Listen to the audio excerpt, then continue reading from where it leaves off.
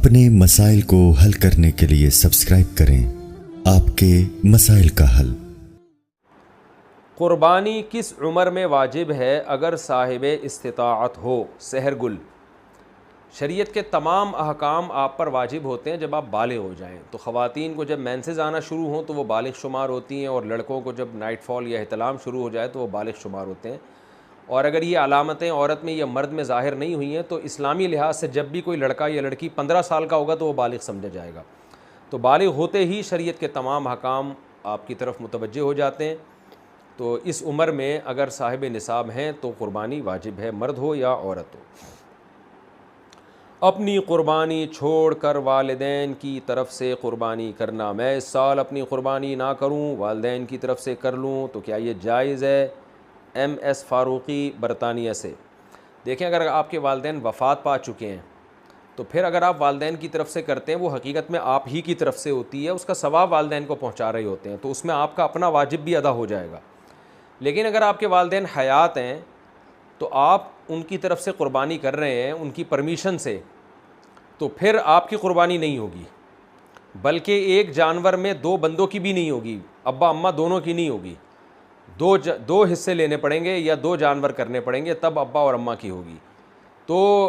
ایسی صورت میں پھر آپ اگر صاحب نصاب ہیں تو آپ گناہ گار رہ جائیں گے۔ تو اگر آپ کے والدین حیات ہیں، زندہ ہیں،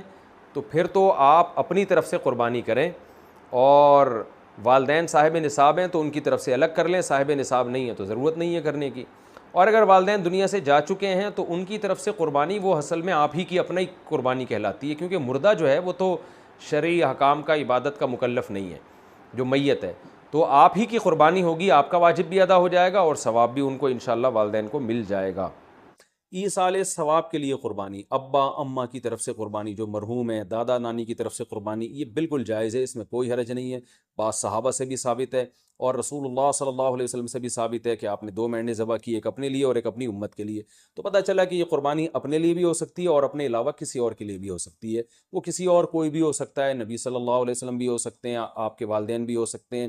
تو کوئی بھی ہو سکتا ہے۔ لیکن جب آپ کسی اور کے لیے قربانی کر رہے ہیں تو یا تو وہ دنیا سے جا چکا ہوگا یا وہ زندہ ہوگا۔ اگر دنیا سے جا چکا ہے تو وہ قربانی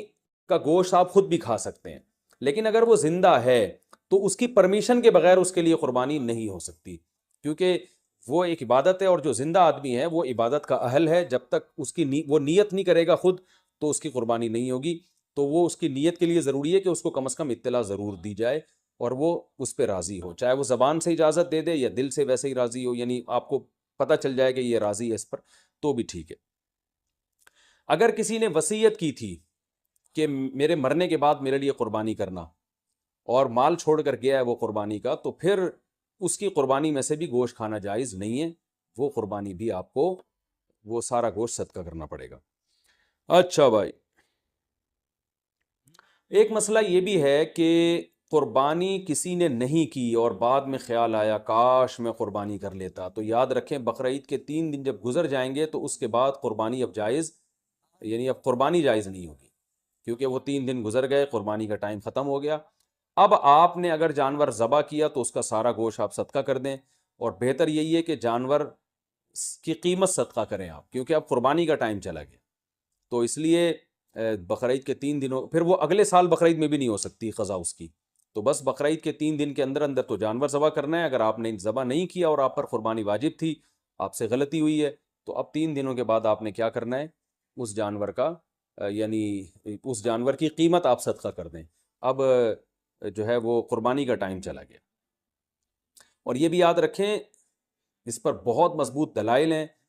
کہ قربانی کے صرف 3 دن ہیں، اس پر میں کلپ ریکارڈ کروا چکا ہوں، صحابہ تابعین کے آثار ہیں، احادیث ہیں کہ صرف 3 دن قربانی جائز ہے، چوتھے دن قربانی جائز نہیں ہے۔ بہت ساری روایات ہیں اس پر صحابہ کرام کی، تقریباً اجماع ہے اس کے اوپر کہ چوتھے دن قربانی جائز نہیں ہے، اور جو چوتھے دن والی حدیث ہے وہ بالاتفاق ضعیف ہے۔ تو اس لیے اپنے اہم ترین عبادت کو آپ ضائع نہ کریں، جو اللہ نے ہمیں 3 دن بتائے ہیں اسی میں قربانی کریں، اور وہ اتنے دن ہیں کہ ہمیں چوتھے دن کی طرف جانے کی ضرورت بھی نہیں۔ لیکن اگر کوئی کر رہا ہے تو بحث مباحثہ نہ کریں، لڑائی جھگڑا یہ بھی اچھی چیز نہیں ہے، آپ خود احتیاط کریں، صرف 3 دن، اور جتنے لیٹ کریں گے قربانی کا ثواب کم ہوگا، پہلے دن سب سے زیادہ، دوسرے دن اس سے کم، تیسرے دن اس سے بھی کم۔ اچھا بھائی، اور مسئلہ کیا ہے کہ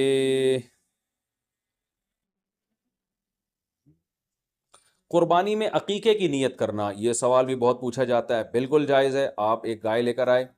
تو آپ اس میں اپنے بچوں کا عقیقہ بھی کر سکتے ہیں، اور قربانی کا یعنی بیٹے کا لڑکے کی طرف سے 2 حصے ڈال دیں اس میں، اور ایک اپنی قربانی بھی کر لیں،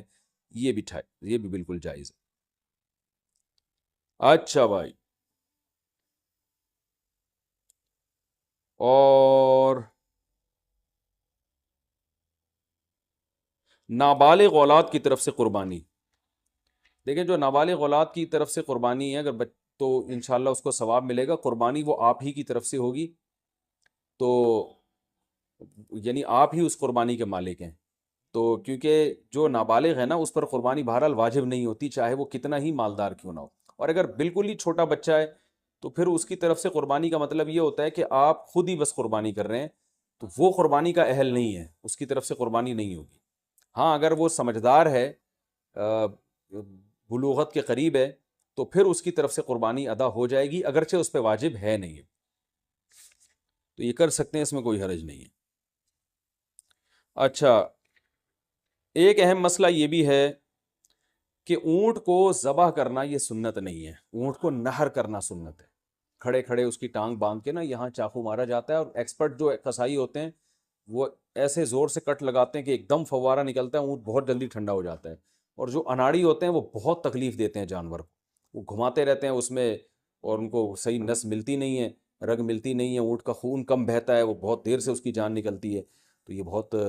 جو ہے وہ اچھا کام نہیں ہے جانور کو تکلیف دینا۔ آپ صلی اللہ علیہ وسلم نے حکم دیا ہے کہ جب تم میں سے کوئی شخص جانور کو ذبح کرنے کا ارادہ کرے تو اسے چاہیے کہ جانور کو راحت پہنچائے، اس کی راحت کا خیال رکھے، وہ اس کی اذیت نہ دے، تکلیف نہ دے، اور آپ نے یہ بھی فرمایا کہ اپنی چھری کو پہلے تیز کر لو تاکہ جانور کو تکلیف نہ ہو۔ بعض لوگ یہ کر رہے ہوتے ہیں، جانور کو لٹا کے چھری تیز کر رہے ہوتے ہیں، وہ بھائی پہلے ہی کر لیتے یہ کام، اس کو آپ نے جو لٹا کے اتنی تکلیف دی ہوئی ہے، یہ ٹھیک نہیں، یہ ٹھیک عمل نہیں ہے، تو جانور کو راحت دینے کا ہمیں حکم ہے، تکلیف سے اس کو بچانا ہے ہم نے۔ تو یہ کچھ مسائل تھے، اور بھی کوشش کر رہا ہوں کہ کوئی مسائل دماغ میں آ جائیں جو لوگ زیادہ۔ ایک اور مسئلہ رہ گیا کہ